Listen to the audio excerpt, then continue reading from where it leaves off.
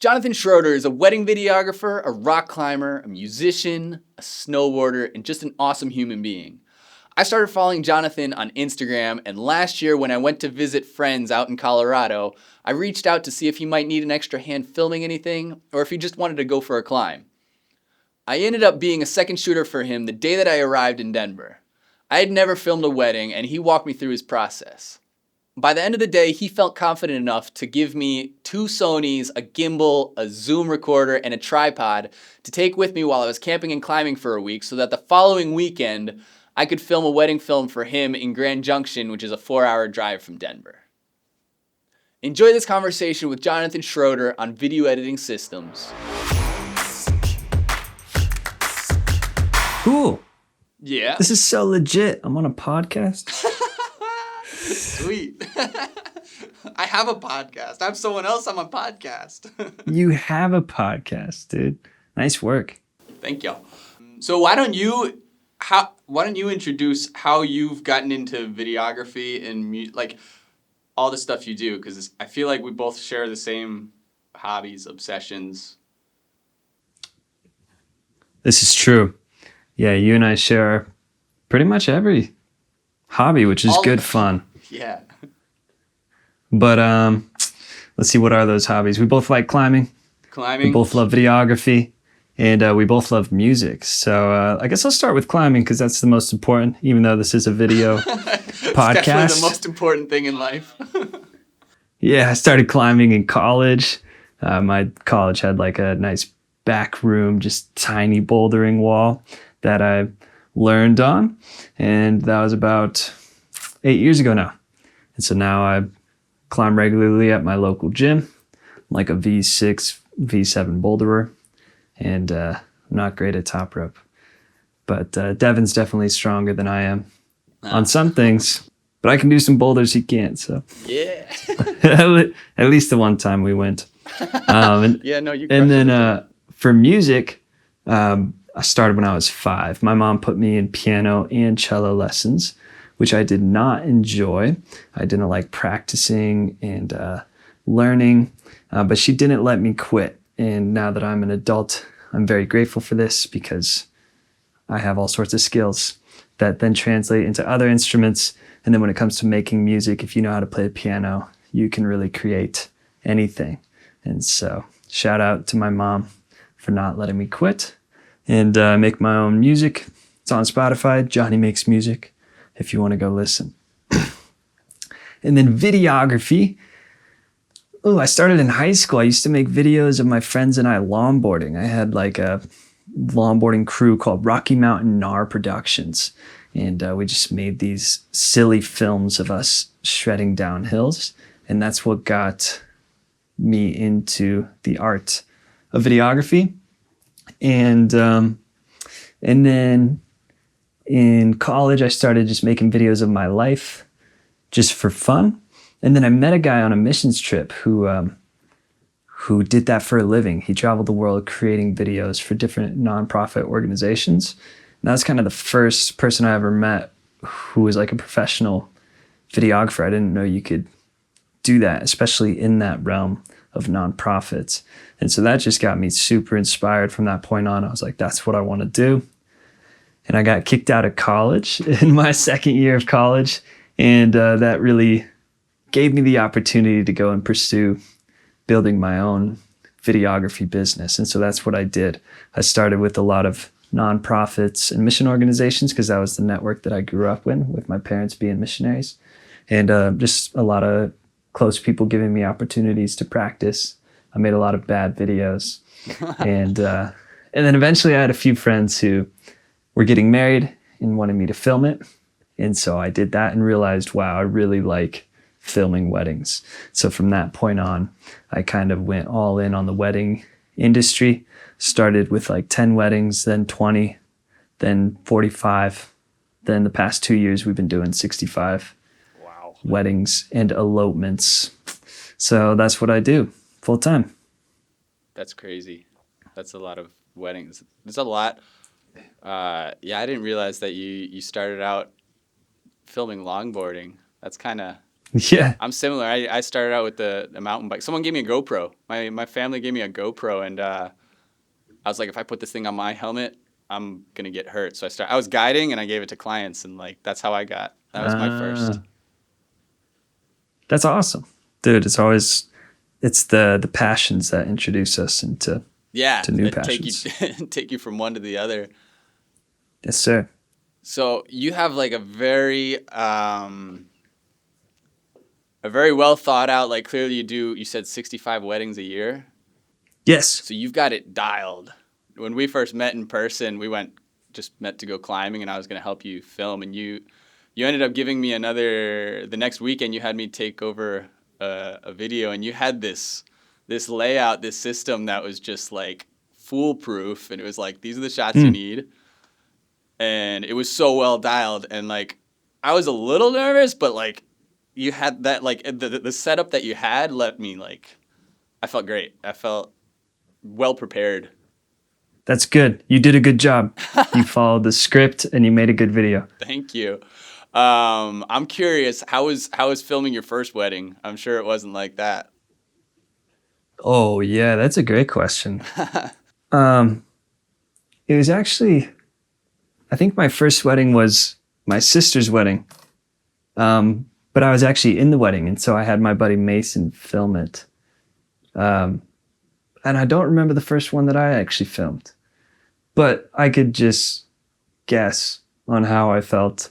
And I remember being intimidated and a little in over my head. Weddings are interesting because like what you're filming is relatively simple. You know, it's just people who look really good, and then like an event that kind of plays out itself. You don't need to do a whole lot, but the scary thing with weddings is that it's a extremely important, if not one of the most important days of these people's lives, and you cannot mess up. Like you can't miss anything, and you just got to be on top of everything.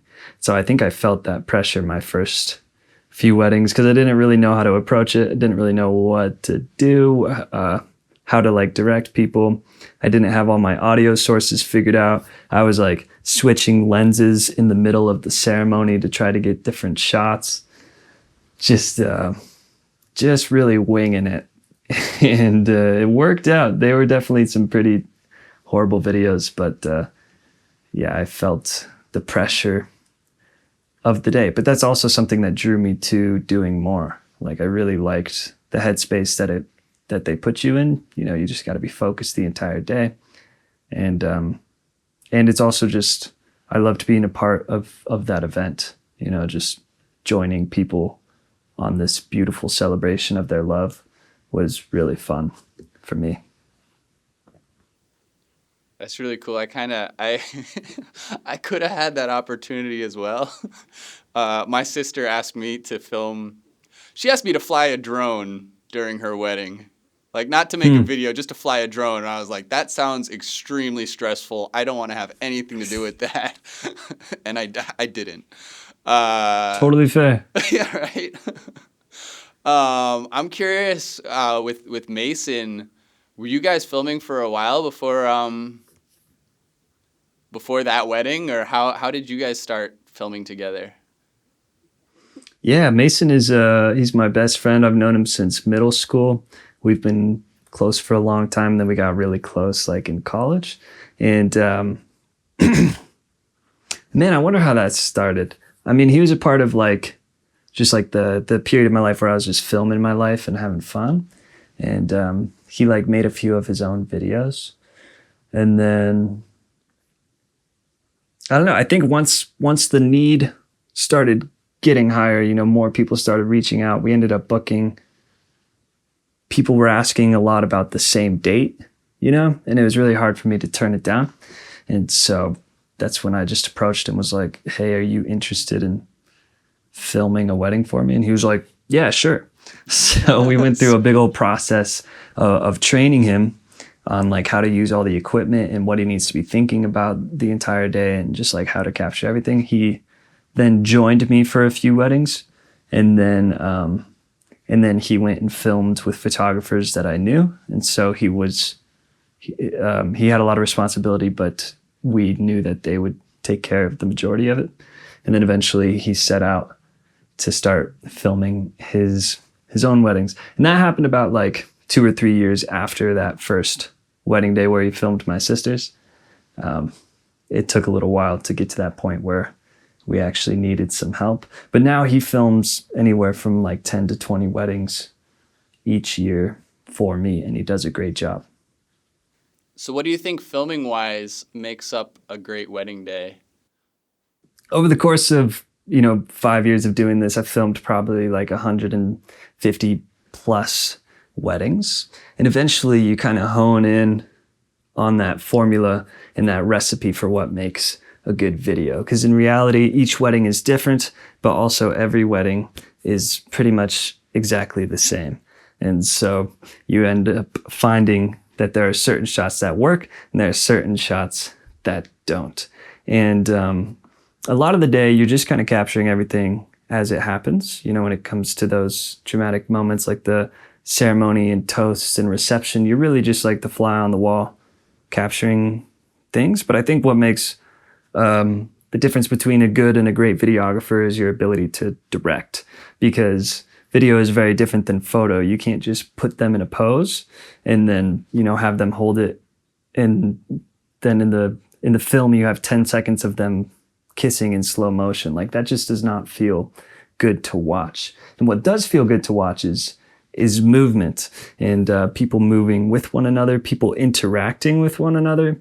So that way, when they go and watch it, it feels very natural. It feels like them on their wedding day just having a good time, not them being posed. And so we really focus in on giving people direction that involves them, moving, hanging out with one another.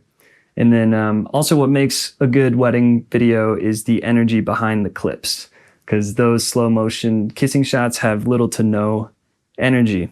And some of the day has its own natural energy, like people dancing and stuff, but a lot of that you need to create. And so when it's time for wedding party photos, we get in there and we have all the groomsmen like push around the groom. We have them all stand in a line and look up dramatically. We have the entire wedding party cheering as the bride and groom kiss.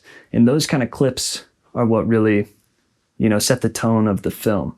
When we get to that high energy part of the film, we're watching these high energy clips. And it's really about matching the energy of the shot with the energy of the music. When there's the big dramatic climax of the music, you want those clips that are going to match that energy, the ones that look the most cinematic, the ones that involve the most movement, and the ones that involve the most energy in the actual clip. And then piecing it all together is another art in itself. But if you film the day correctly, it makes the editing process that much easier and more streamlined. Yeah, I think I didn't think about as much as how you really prepared me in the first wedding. Like you said, just having fun with the camera and having fun with the bride and the groom and the bridal party, like that interaction.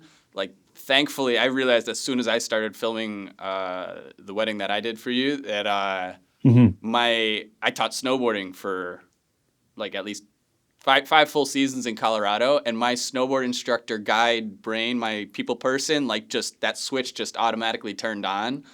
And like thankfully I have that background, but I definitely felt that while I was filming with you, just seeing your interaction with the bride and the groom, everyone, just that energy definitely makes it a lot less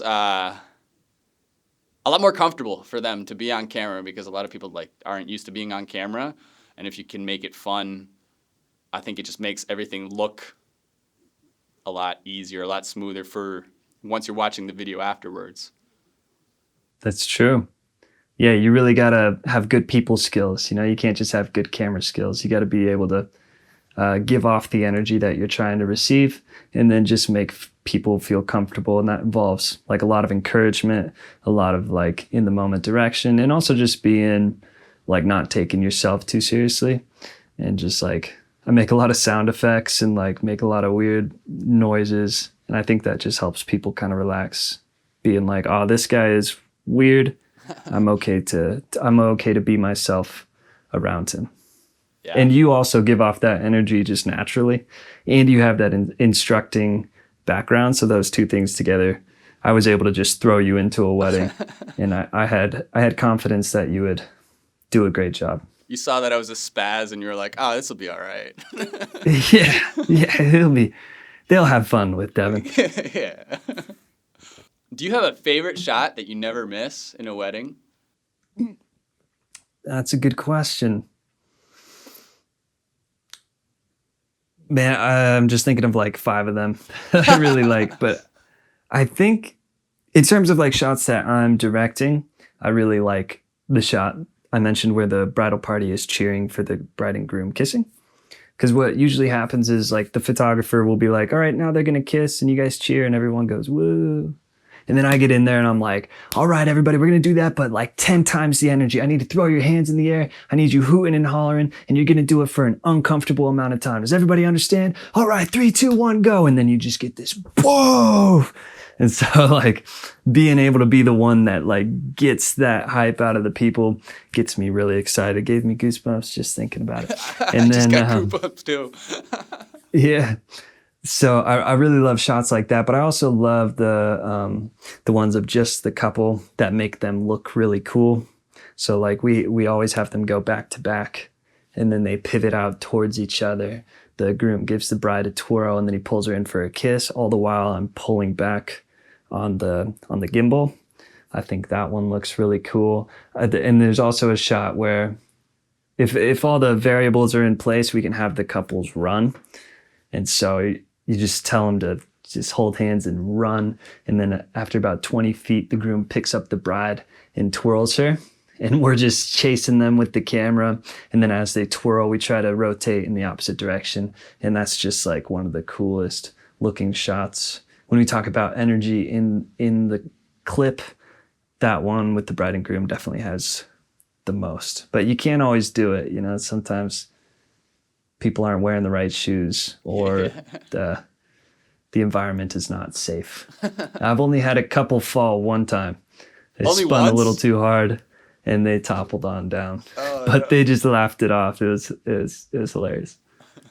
There weren't any like grass stains or anything on the dress? I don't think so. No, luckily I don't think so. But nice. Yeah, that wedding was full of bloopers. The one I was thinking of, like while I asked you,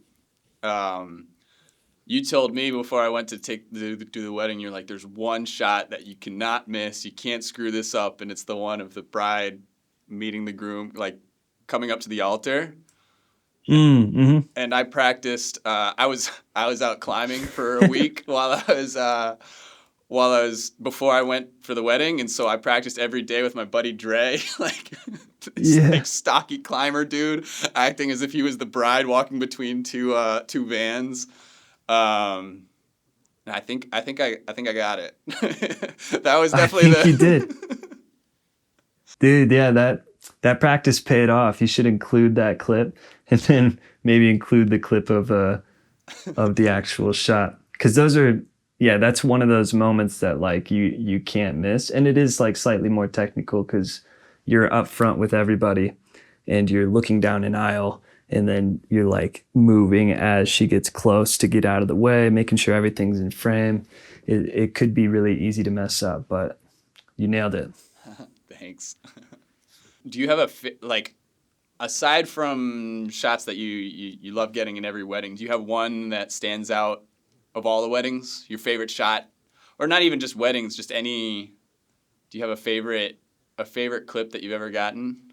Favorite moment? Mm-hmm. Yeah. I think my favorite clip also ended up being the internet's favorite clip, because we were filming this wedding up by the Maroon Bells, which is like a beautiful, one of the most stunning locations in Colorado. And it's an outdoor amphitheater. And during the middle of the ceremony, this fox just like strolls right in front of the bride and groom, and the officiant, like while they're in the middle of their vows, just goes, oh! and And then everyone's like, oh my goodness, a fox.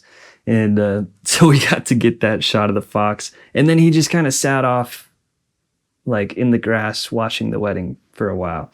And so I was able to like turn that into a reel, and it just went insanely viral. Like the internet just exploded and thought it was the coolest thing. And I also thought it was the coolest thing. It was one of those moments where in the moment you're like, this is something really special. And I'm glad we have cameras out right now. And you got it. And we got it. Yeah. I just, while you're telling that, I thought of probably the most important clip I could have gotten that I didn't get. Is a buddy climbing, like doing a first ascent, and he did it first go. And I wasn't good with the gimbal, and I go left when he went right, and just totally screwed the whole thing up. Yeah. Just ruined the first ascent. Well, no, he got it. He did it. He still got it, but you can't watch it again. I clipped it. Like, he came down. He was so stoked, and he came down, and I'm like, Lucas, congrats. I gave him a fist bump. I'm like, is there any way you could at least just, like, do the first half again? I'll splice them together. Just splice it together. Yeah. No one will ever know. It's on YouTube. That's what happened. It's nice. So you use Premiere to edit videos. Have you ever used any other softwares to edit videos? Yeah, I started on some like $40 software that I got off the internet, and then I moved into iMovie to make a lot of the videos of my life, and that was a pain in the butt because if you move one thing, it moves everything. That sucked. And then I moved on to Final Cut, and then eventually made the switch to Premiere, which was not a fun transition at all. Really? I remember just like hate it. Yeah, it's just so different and felt extremely complicated. I felt incompetent when I started editing on Premiere. But eventually I honed in, and now I have, everything dialed. I can move very quickly through the editing software. It's a little more chaotic than your timelines. I like to scatter things and leave things. I'm not as clean and precise with the way the timeline looks as you are. Do you ever have to go back and open old ones and you're like, what was I doing? Like, what is this mess? Yeah. Yeah. It still is a mess, but it gets the job done. Yeah. I feel like you kind of have, you can do that because you do a video and you give it to them and like, I don't know, maybe you have a few corrections and that's it. Sometimes that's it. I got a lot of different things going on, and every time like I got to open it and know where everything is. What about music? You said you use Logic, right? Yep. I use Logic Pro as my DAW, mostly just because I have Apple computers, but also I think it's aesthetically the most pleasing to work with and the easiest to kind of navigate. So I'll probably never change. Nice. What did you start with? I started with GarageBand, which is like Logic dumbed down, but similar, where it's like really easy to use and but has very limited capabilities. Yeah, I just played with something not too long ago, and I like, because I have my Adobe subscription, I had Audition, which I thought was like a step. I didn't Google anything, and like after I finished everything, I was like, I could have just done this in GarageBand. Like, GarageBand works. So going back to Premiere, I'm really curious. Do you play at all with the remix tool, the one that shortens and? What does it do? Oh, sweet. What is the tool? If you've got like a 3-minute song, you can drag it to however long you want the song to be, and the AI will chop it up and make it that long. No, I haven't, but that's something we do in almost every film. Just because like the song doesn't always fit what you're trying to do. And so a lot of times we end up just splicing it, whether that's to like shorten it or to like extend certain slow parts while they're saying vows in order to like have the climax at the right point. So I haven't tried the remix. I think it could be useful. I also think I want to have full control over the song. And so being able to cut it and splice it myself and making it go exactly where it needs to go is important. And it doesn't like hinder me too much. If it was a big problem, maybe I would rely on AI, but I don't know if I'll use it. That's cool though. That's the future of editing right there. Yeah.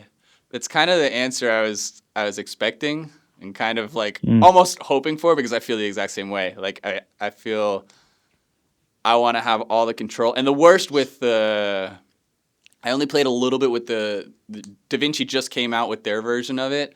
But in Premiere, the biggest issue I have is like once you do that, then you can't play with it anymore. Like anytime you want to chop, you can't use the remix tool and then chop it up. At least I haven't figured out how.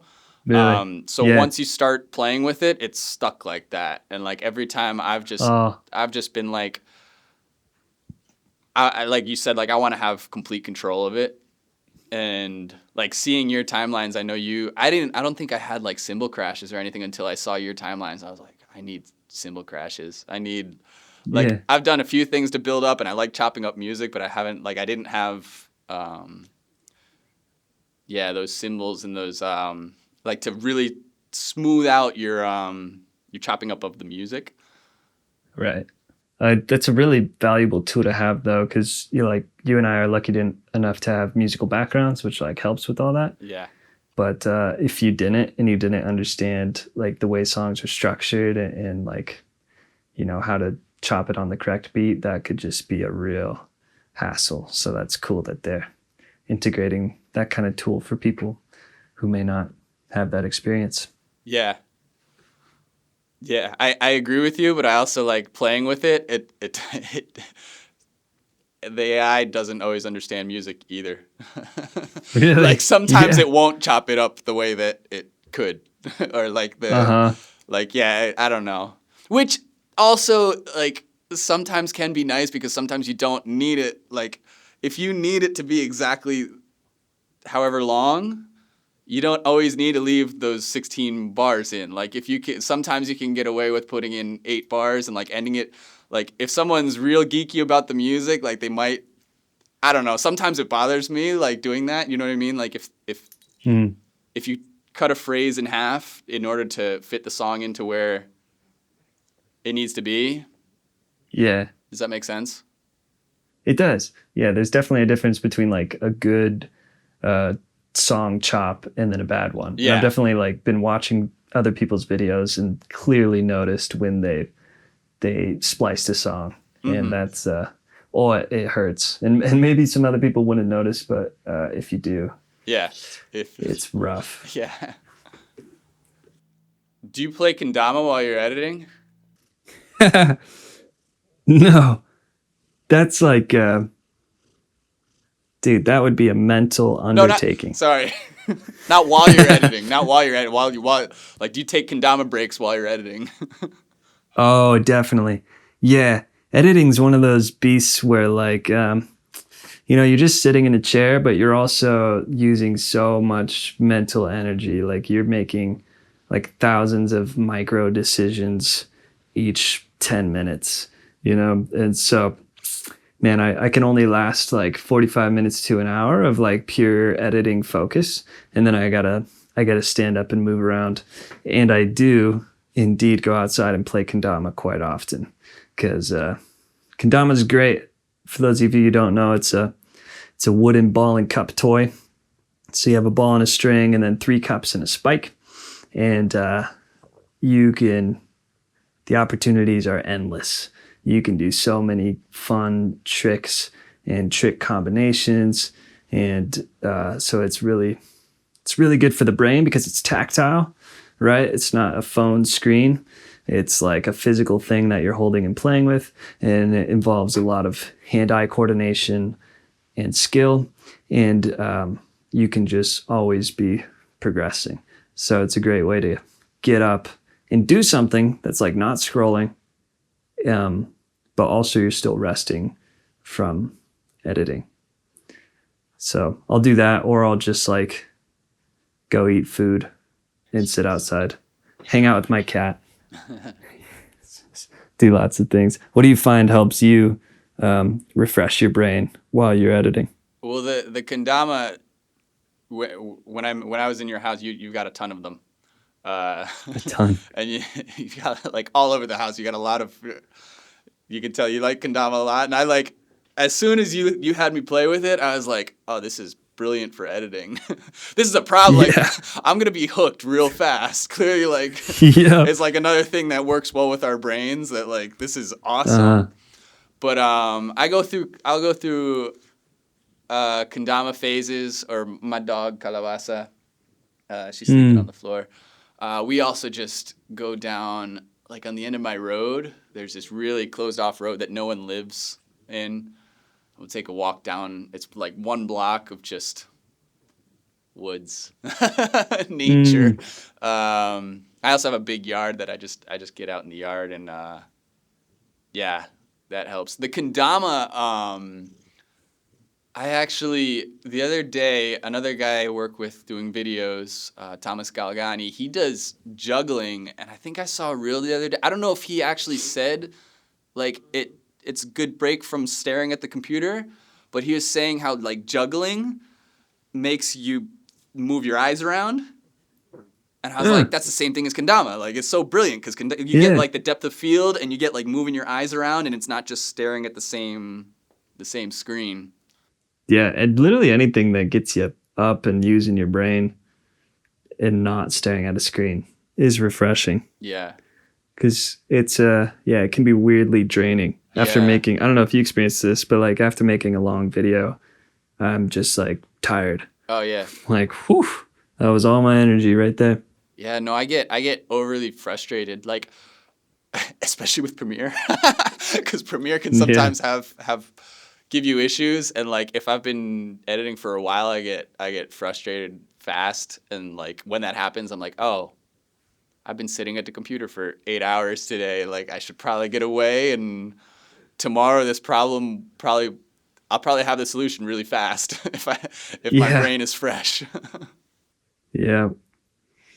Got to take breaks. What is it like for you being an editor of a multitude of different filmers? Do you feel like it's you have to try to match each style, or have you been able to like cultivate a style of your own that people just usually like? I do. Actually, the other day with Thomas Galgani, I made him a video two videos for his DJs, and I told him, I was like, I'm sorry, they're very Devin. I was like, I can tone it down a little bit if you want. Like, I made it pretty fun and pretty quirky. But I think it's, I've been doing, the last month, I've been really juggling a lot of different videographers, and it's kind of fun for me, like, remembering which one is which, because there's some people, they're very specific about their style, and they really want me to emulate their style, which for me is fun. It's fun to like do something completely different. And there's others who are just get it done fast, and like anything that I do, they're like, yeah, love it, awesome. But yeah, it's a mix. It's a mix of both, and I like that. I like it. Keeps me. It always keeps it fresh, and it keeps me on my toes. Yeah. Also, just doing different. Like I love doing wedding films, but I like before doing more wedding videos, I was doing more corporate videos, and like doing some YouTube things. The more I get into each realm, the more I realize how diverse they can be. Like even just doing wedding films, you can go like to such extremes and such like there's so much. There's one wedding videographer is so different from another wedding videographer, and their edits are the same way. Yeah, that's kind of fun to like be constantly pushing yourself creatively. Yeah, you know, because I'd pretty much make the same video over and over again, which is fine. I don't mind it. But sometimes you feel like you're not being creative anymore. Yeah. And so for your sense, you get to kind of always do that. And it seems like you're kind of popping off right now, like just based off your Instagram. I can't keep track of all the different videographers that you're doing. How did you do that? Just reaching out a lot on Instagram, a lot of just messaging videographers that either I like their style or I like or they're doing a 60 weddings a year and 65 plus weddings, like yeah, just constantly looking around. And yeah, like this like I said, this past month has been it hasn't been the busiest I've been. I think like 2 months ago, about maybe a little more, I was like had a lot of work going on, and I had a kid that started to work for me. I've got a few friends that sometimes I can pass them some jobs. Right Mostly it's usually mine. It's usually for my Instagram because that's what I care least about, kind of, in a way. Yeah. Like if I'm working for someone else, I want to make sure that I'm doing it. But I know what I want, and so that I can kind of like pass that off. But yeah, like a while ago, I was putting a lot of hours in, but this past month, like I said, it's just been like kind of juggling different videographers, which keeps me on my toes and keeps it fun. That's awesome, man. Keep it up. You're doing a great work. Each reel you pump out just looks legit. Thanks. So, yeah, that's awesome. So, before I ask this question, yeah, leading up to this question would be a good time to shout out all of your Instagrams. You've got 3? Okay. 4. 4? Okay. Well, I will link them all below. Oh my goodness. Please go go follow Jonathan on his 4 Instagrams. Yeah. Follow my personal Instagram, Jonathan R. Schroeder. I don't post often, but you can get a feel for the life that I've lived. And then there's J. Schroeder Media, which is my wedding account. I also don't post there as often as I should, but you can get an idea of what my work looks like. Then if you want to listen to some music, you got Johnny Makes Music. It's also Johnny Makes Music on Spotify. You can see a bunch of reels of me singing in pretty places and stuff. And then there's Johnny Plays Kendama. So everything that we talked about today, I have an Instagram for. I didn't realize you had a Kendama. Yeah, brand. You got to follow it, man. That's where I post all my craziest tricks. Nice. And there's some crazy ones. So those are all my Instagrams.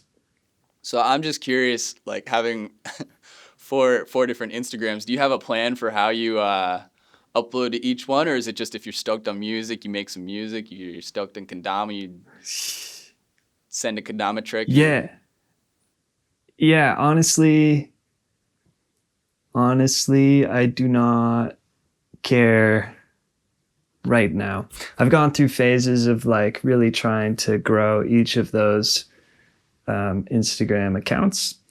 And so I was, making wedding video reels for a while and trying to post on a weekly basis. And then I made like a ton of music reels, just like trying to get something going, posted on a regular basis. And I just found that I don't like doing that so much. My energy and focus is scattered across like so many different hobbies and stuff. And so doing those hobbies and trying to like promote those hobbies is just a little too much for me. And when it comes to like business and stuff, like I really don't get a lot of leads from Instagram, so I don't feel like I need to post them. And then with music, I feel like I just enjoy making the songs more than I do trying to get people to listen to them. So actually, I've just been trying to get my screen time down lately. And so I went from 4.5 hours to last week averaging only 2 hours on my phone and like 30 minutes on Instagram. So that's a huge improvement for me. I feel like I have so much more time and I have so much more mental space not being so tied up in those those portrayals of myself. So very that's nice. the answer to that. Yeah, no, I love that answer because I relate. Yeah, I definitely go through waves where I'm like, this is important. I should do this, and then other times where I'm like, why am I like climbing especially. Like I think when it comes to video, there's more. I feel like almost. I guess maybe I have more value, or there's more of a reason for me to post certain things, and.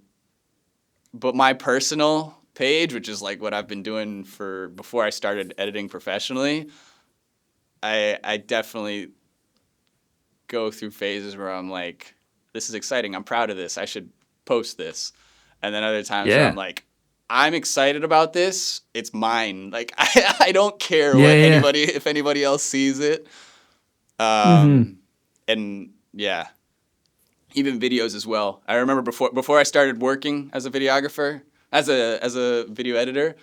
Yeah, same thing where like I would finish an edit and be really stoked about that edit, and then like not care about YouTube algorithm, anything. Just kind of like, oh, I guess if people watch it, cool. But I finished it. I'm stoked about it. Yeah, dude, and that's and it's just. You got to be able to like, man, I'm trying to find the words. You got to be able to just like be your own hype man and just be proud of yourself for creating the thing and really like draw your sense of satisfaction from that instead of like other people seeing the thing and telling you that it's good. And, but both are totally valid. You know, it's totally fine to like make something and want to post it and then feel really good when people like it. Like, I think that's, especially as an artist, as a video editor, as a music creator, like that just feels good, and it's totally okay for it to feel good. But if that's the only way that you feel good about something that you've made, then I think that's when it's a problem. But it seems like you and I both are okay with just making the thing and being happy that we made the thing. Yeah. I think that's a pretty epic note to end on. Make the thing, be happy you made the thing. Be happy you made Go the have thing. fun. Yeah. Play the kendama, climb the rocks, strum your guitar, and pet your cat. Just have a good life. Well, thank you so much for doing this. This has been awesome. This is very different than me talking alone to the camera. This has been been awesome. I'm stoked. Thank you so much for doing this. Yeah, you're welcome. Thank you for having me on and like taking an interest in what I do and the life I live. It's cool to just talk about, and so appreciate you bringing me on this podcast. And maybe we'll come back and we'll go into a deep dive on editing processes or vocal chains and compression and stuff like that. That could be fun. Oh, definitely, dude. I feel like we could definitely do more music. Yeah. We could definitely do a whole one on music, a whole Kendama episode now. I'll just be like your one guest and we'll just dive into all these things. No, that's awesome. You're a great dude and you're doing great things, and I wish you lived closer, but I guess we can just catch up via FaceTime podcast. But keep on editing all those videos and making the reels and interviewing guests, dude. You're awesome. Everybody go follow Devin. Go follow Tuka's adventures, man. This guy is pure entertainment. Thanks for having me on. Much love, everybody.